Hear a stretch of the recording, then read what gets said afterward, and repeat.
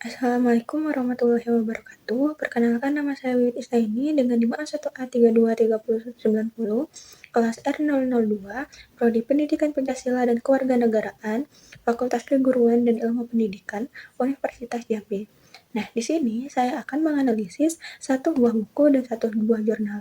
Baik, langsung saja. Buku yang akan saya analisis itu berjudul Dasar-Dasar Hukum, Dasar-Dasar Hukum Pidana di Indonesia karya Dr. Fitri Wahyuni, SH.M.H. tahun 2017.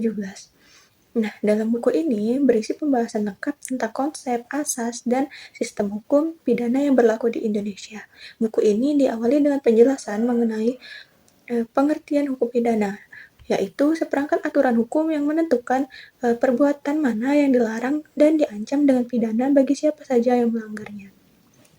Nah, pada bab awal, ini membahas mengenai fungsi hukum pidana sebagai alat untuk menjaga ketertiban dan melindungi kepentingan hukum masyarakat, serta tujuan hukum pidana yang tidak hanya untuk memberikan kepastian hukum atau aliran klasik, tapi juga melindungi masyarakat dari kejahatan menurut aliran modern. Nah, selain itu, penulis ini juga menguraikan dasar dan alasan pemindanaan melalui teori pembalasan, teori tujuan, serta teori gabungan yang menjadi dasar berpikir dalam menjatuhkan hukuman.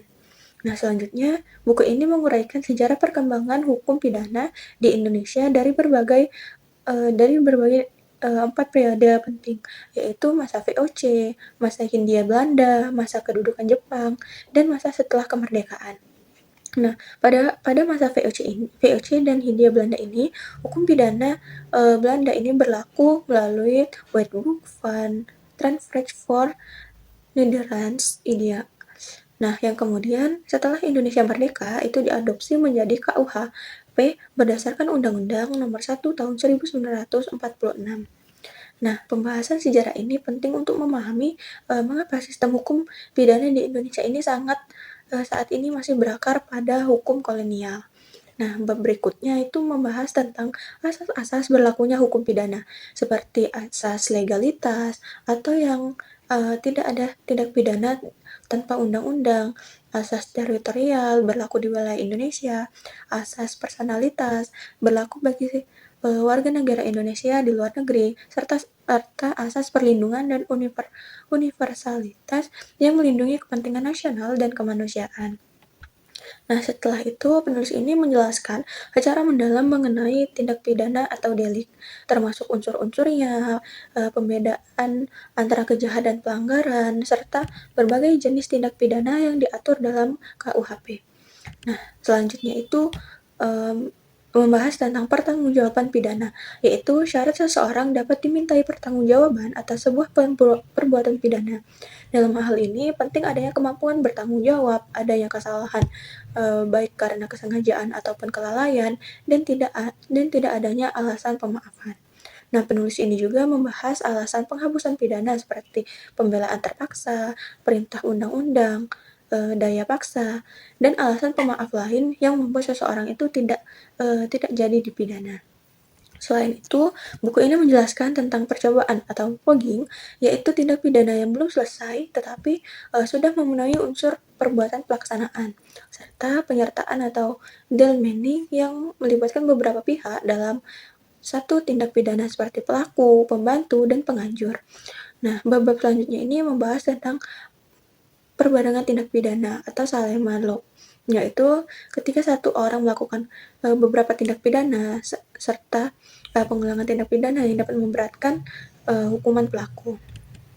Nah, penulis ini juga menguraikan secara rinci tentang pidana dan pemindaian, mencangkup pengertian pidana sebagai penderitaan yang dijatuhkan oleh negara, jenis-jenis pidana seperti pidana pokok atau pidana mati, penjara, kurungan, denda, dan pidana tambahan yaitu pidana tentang cambutan hak, perambasan barang, dan pengumuman keputusan, serta pidana bersyarat dan pidana tutupan.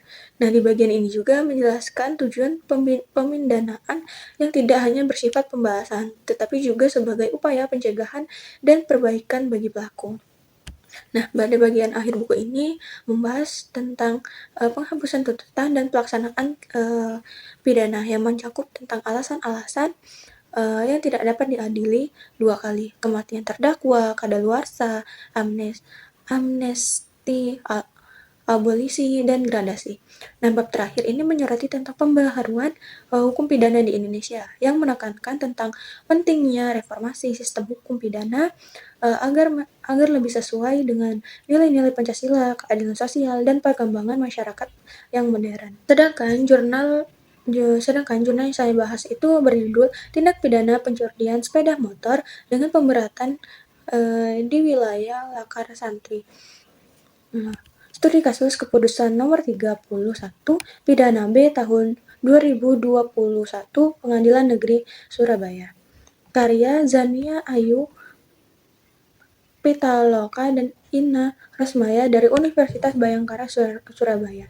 Nah, pada jurnal ini membahas tentang pentingnya mengenai penerapan hukum pidana terhadap tindak kejahatan pencurian sepeda motor yang disertai dengan pemberatan berdasarkan pasal 363 KUHP.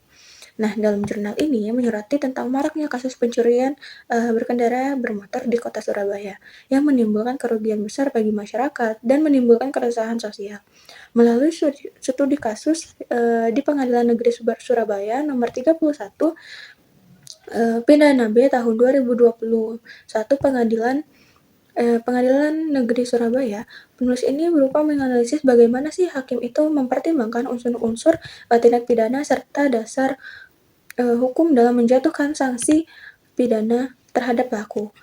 Nah, jurnal ini relevan karena tindak pidana pencurian ini memberatkan merupakan bentuk kejahatan yang tidak hanya merugikan individu tapi juga mengancam keamanan dan ketertiban masyarakat secara luas.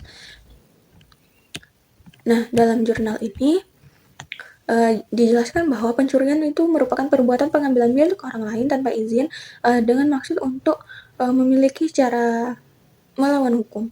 Sementara itu pencurian dengan pemberatan merupakan bentuk pencurian yang dilakukan dengan keadaan atau cara tertentu untuk memperberat hukum, seperti dilakukan di malam hari, di rumah tertutup tanpa sepengetahuan pemilik, atau dilaksanakan 2 orang atau lebih secara bersama-sama.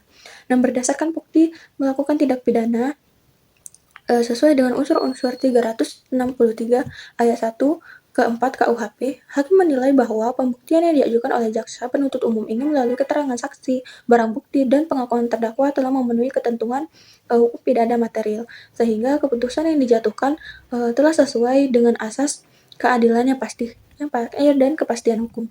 Secara konstitusional, jurnal ini berhasil menunjukkan bahwa penerapan hukum pidana dalam kasus pencurian dan pemberatan harus berlandaskan pada asas legislatif dan prinsip pertanggungjawaban pidana. Nah, melalui pendekatan yuridis, normalitis, studi kasus, penulis ini menjelaskan hubungan antara norma hukum dan praktik keadilan secara komprehensif.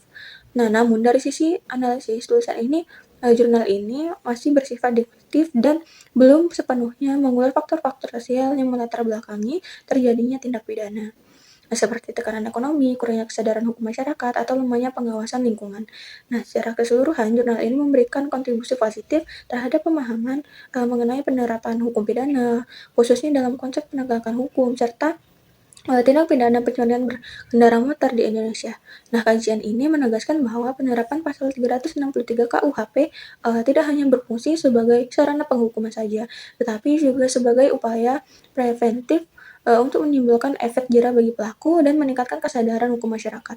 Meskipun masih terdapat kekurangan dalam penemuan analisis sosial ini, karya ini memiliki nilai akademik yang kuat karena menegaskan pentingnya keseimbangan antara aspek keadilan, kepastian hukum, dan kemanfaatan proses penegakan hukum pidana di Indonesia. Baiklah, itulah yang dapat saya sampaikan. Saya akhiri. Wassalamualaikum warahmatullahi wabarakatuh.